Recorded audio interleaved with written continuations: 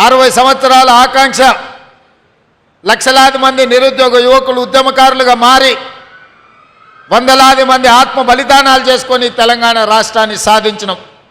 తెలంగాణ ఉద్యమంలో ప్రధానంగా ఆనాడు తెలంగాణ యువత నినదించింది తమ ఉద్యోగ నియామకాల కోసం. రాష్ట్రంలో ఖాళీలుగా ఉన్న ఉద్యోగ నియామకాలు ఉమ్మడి రాష్ట్రంలో తెలంగాణకు అన్యాయం జరుగుతుందని చెప్పి తెలంగాణ యువత మొత్తం లక్షలాదిగా రోడ్ల మీదకి వచ్చి ఉద్యమ బాట పట్టి తెలంగాణ రాష్ట్రాన్ని సాధించుకున్నారు. మేమందరం ఆశించిన గత ప్రభుత్వం అధికారులకు వచ్చిన తర్వాత రాష్ట్ర ప్రభుత్వంలో ఉన్న అన్ని ఖాళీలను శాఖల వారీగా సమీక్షించి అన్ని శాఖలలో ప్రభుత్వ ఉద్యోగ ఖాళీలను భర్తీ చేస్తారని, కానీ 10 సంవత్సరాలల్లా భర్తీ చేయకపోను నోటిఫికేషన్లు ఇస్తే ప్రశ్నాపత్రాలు జిరాక్స్ సెంటర్లలో అమ్ముకునే పరిస్థితి.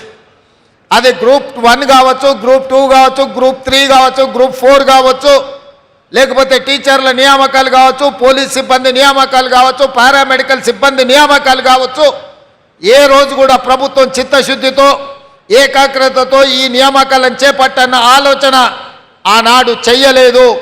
అందుకే వేలాది ఖాళీలు అట్లే ఉంటే ఆనాడు నేను ఒక మాట చెప్పిన, 10 సంవత్సరాలు ఓపిక పట్టిండ్రు, 2 సార్లు అవకాశం ఇచ్చిండ్రు.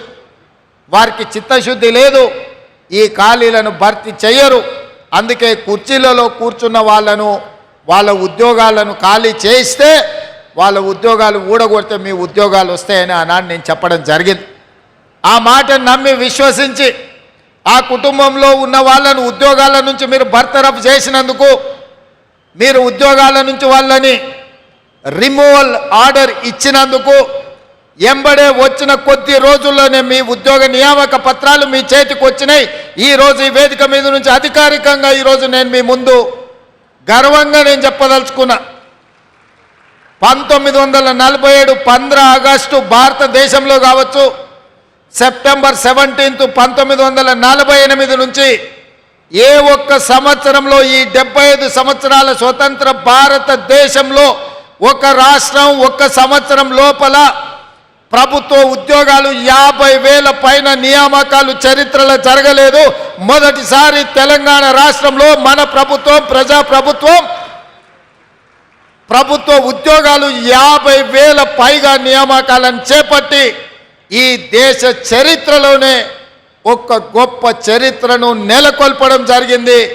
ఈరోజు అందుకే నిరుద్యోగ యువకులు ప్రభుత్వం నోటిఫికేషన్ ఇచ్చిందంటే 100% పరీక్షలు నిర్వహించి ఫలితాలను ప్రకటించి ఉద్యోగ నియామకాలు పత్రాలు అందజేస్తారని ఈ ప్రభుత్వం మీద సంపూర్ణమైన విశ్వాసం నమ్మకంతో ఏకాగ్రతతో చదువుకుంటూ ఈరోజు పోటీ పరీక్షలకు ఈరోజు ప్రిపేర్ అవుతున్నారు.